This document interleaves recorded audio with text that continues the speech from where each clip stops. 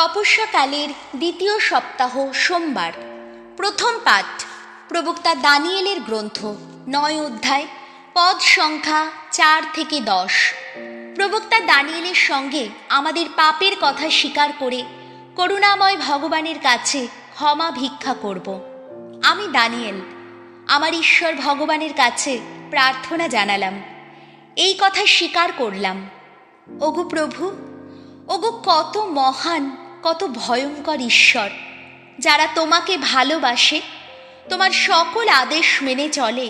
তুমি তো তোমার সেই সন্ধি পালন করে তাদের প্রতি নিত্য করুণা দেখিয়ে থাকো। ওগো, আমরা পাপ করেছি, অন্যায় অধর্ম করেছি, আমরা বিদ্রোহ করেছি, তোমার আদেশ ও নিয়ম নীতির পথ থেকে সরেই গিয়েছি। যারা আমাদের রাজাদের, নেতাদের ও পিতৃপুরুষদের কাছে, এই দেশের সমস্ত জনগণেরই কাছে তোমার নামে কথা বলেছেন, তোমার সেবক সেই প্রবক্তাদের কথাও আমরা শুনিনি। প্রভু, ধর্মময়তা তোমারই, আর মুখের লজ্জা তো আমাদেরই, এই যেমনটি আজ দেখা যাচ্ছে। এই জুদিয়ার মানুষেরা, জেরুজালেমের অধিবাসীরা আর ইসরায়েলের সকলেই, যারা কাছে বা দূরে আছে, সেই সব দেশেই আছে যেখানে তাদের অবাধ্যতার জন্যে তুমি তাদের নির্বাসিত করেছ, তাদের সবারই তো লজ্জা পাবার কথা।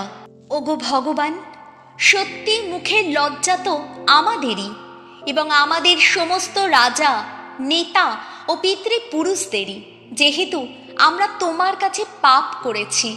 এদিকে দয়া করা আর ক্ষমা করার অধিকার শুধু আমাদের ঈশ্বর প্রভুরই আছে, যেহেতু আমরা তাঁরই বিরুদ্ধে বিদ্রোহ করেছি। আমাদের ঈশ্বর ভগবানের আহ্বান শুনতেই চাইনি আমরা। তাঁর সেবক প্রবক্তাদের মুখ দিয়ে তিনি যে সমস্ত বিধান বাণী আমাদের সামনে তুলে ধরেছেন, আমরা সেসব তো মেনে চলিনি। এই হলো প্রভুর বাণী। শাম সঙ্গীত ধুয়ো। ওগো ভগবান, ক্ষমা করো, ক্ষমা করো। পিতৃপুরুষদের অপরাধে, আমাদের অপরাধে করো না তুমি। ওগো প্রভু, আর দেরি নয়, এবার এসো, আমাদের করুণা করো। আমরা যে নিরাশায় ডুবে আছি। ধুয়ো। ওগো ভগবান, ক্ষমা করো, ক্ষমা করো। হে ত্রাণেশ্বর, আমাদের সহায় হও তুমি। প্রকাশ করো নিজের নামের মহিমা, আমাদের বাঁচাও তুমি। মোচন করো যত পাপ। আহা, প্রকাশ করো নিজের নামের গৌরব। ধুয়ো। ওগো ভগবান, ক্ষমা করো, ক্ষমা করো। ওগো, বন্দীদের চাপা হাহাকার যেন তোমার কানে যায়। মৃত্যু যাদের সুনিশ্চিত, তোমার বাহু শক্তিতেই তারা যেন রক্ষা পায়। তাহলেই তোমার আপন জাতির মানুষ, তোমার চারণ ভূমির মেষপাল এই আমরা চিরদিন গাইব তোমার গুণগান। তোমার শত স্তুতি গেয়ে যাব যুগে যুগান্তরে। ধুয়ো। ওগো ভগবান, ক্ষমা করো, ক্ষমা করো। বাণী বন্দনা। প্রভু যীশু শাশ্বত ঈশ্বরের অমেয় প্রজ্ঞা, ধন্য তুমি। ওগো প্রভু, তুমি জীবন, রয়েছে তোমারই কাছে অনশ্বর জীবনের বাণী।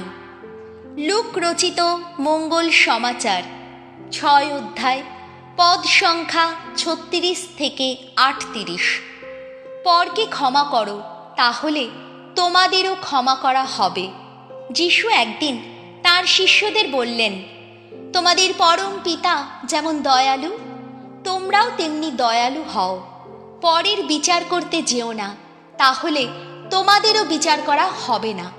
পরকে দোষী করো না, তাহলে তোমাদেরও দোষী করা হবে না। পরকে ক্ষমাই করো, তাহলে তোমাদেরও ক্ষমা করা হবে।